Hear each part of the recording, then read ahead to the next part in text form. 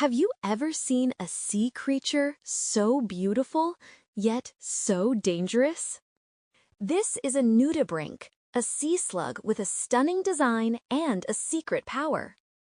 Today, we're diving into the world of stinging beauty and discovering how these tiny ocean creatures protect themselves, survive, and amaze scientists around the world. Let's dive in. Before we start reading, let's think about ocean animals. What is your favorite ocean animal? Can you tell one fun fact about it? Maybe it's a dolphin that's really smart, or a jellyfish that glows in the dark. Let's hear what you know. Wow, you all know so many cool ocean animals. Let's see how much you really know about ocean creatures. Let's test your ocean knowledge. All right, let's start with our first ocean quiz. Take a close look at this picture. What do you think this animal is? Is it number 1, a shrimp, number 2, a crab, or number 3, a lobster? Look carefully. It's blue and has long claws. The answer is a lobster. Did you get it right? All right, let's try another one. Look carefully at this colorful fish. Isn't it beautiful? What do you think this is?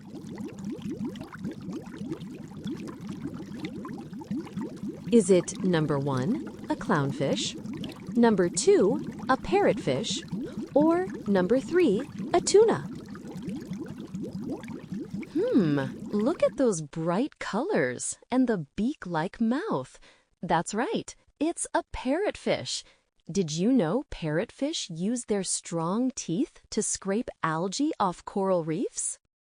And now, here's our final question. Look at these amazing creatures. They look like little leaves, or maybe flowers, or even tiny sea dragons. So what do you think they are? These aren't plants or corals. They're animals. They're called nudibranchs, also known as sea slugs. Aren't they beautiful? In our story today, Stinging Beauty, we're going to learn how these tiny creatures survive in the ocean and why scientists find them so fascinating. Before we start reading, let's learn what that word means. A nudibranch is a kind of sea slug, and it's famous for being super colorful. Here's another important word: digest. It's a verb, and it means to break down food into simpler parts so our body can use it for energy and growth. For example, when we eat an apple, our body digests it, just like this picture shows. Now, keep this word in mind as we read. You'll see how it connects to what nudibranchs do. Here's one more key word: venom. Venom is a poison made by some animals, like snakes or jellyfish. Now, what if I told you that a tiny sea slug can use venom too?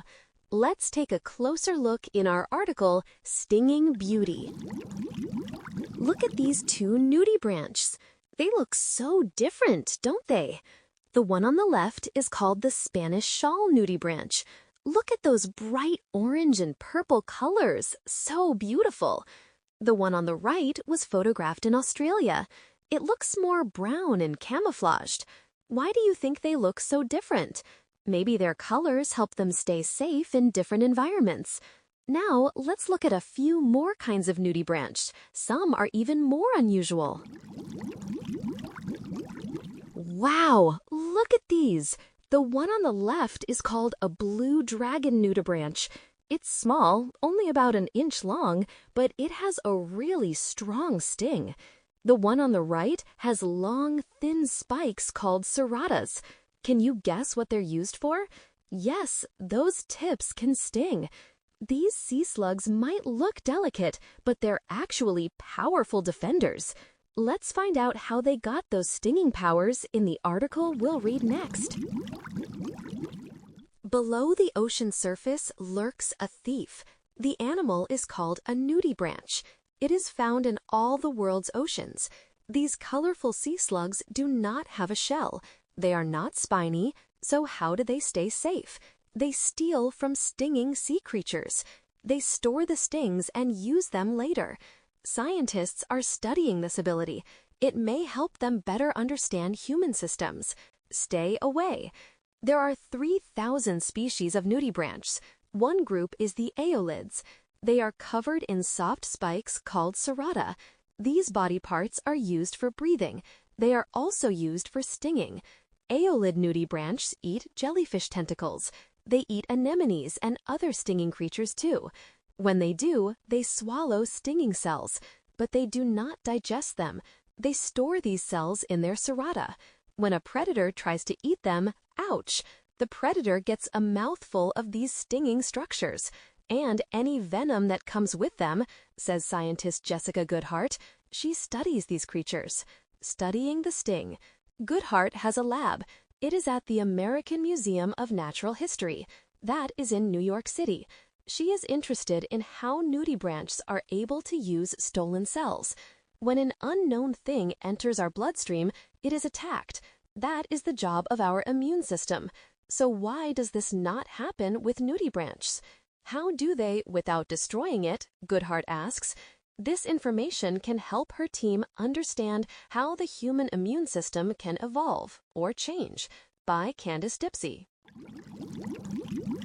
Now that we've read about how nudibranchs survive and use their stings, let's take another look at some of the most amazing ones. There are over 3,000 species, and they come in all kinds of colors and shapes. On the left, this one is called Pikachu. It's tiny and bright yellow. Doesn't it look like the Pokémon? In the middle, we have the leaf sheep. It eats algae, and that's how it gets its green color, just like a plant. And on the bottom, this red one is the Spanish dancer. It moves gracefully through the water, like it's dancing.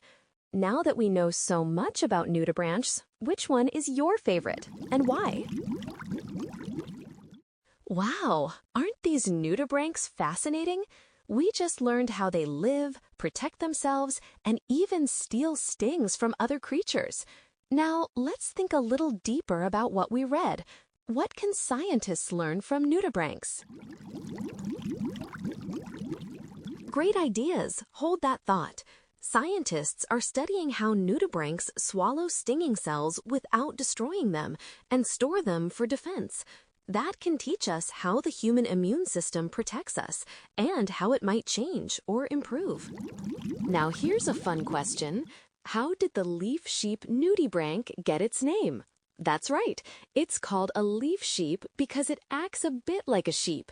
It grazes on algae that grow on the seafloor. And its green color, it actually comes from the algae it eats. The leaf sheep looks like a tiny underwater plant. Isn't that cool? A sea slug that looks like a leaf and eats like a sheep. Before we wrap up today's lesson, let's take a closer look at a nudibranch's body. They don't have a shell, but they have some special parts that help them survive. Here, look at these parts. They have eye spots that can only sense light and dark. These are not like our eyes, they're inside their body. Next, the rhinophorns. They're like antennas. They help the nudibranch smell and taste things in the water. Then, the oral tentacles near the mouth help it know what not to eat. And finally, the serrata. These help it breathe and also store stinging cells it steals from other animals. Cool, right?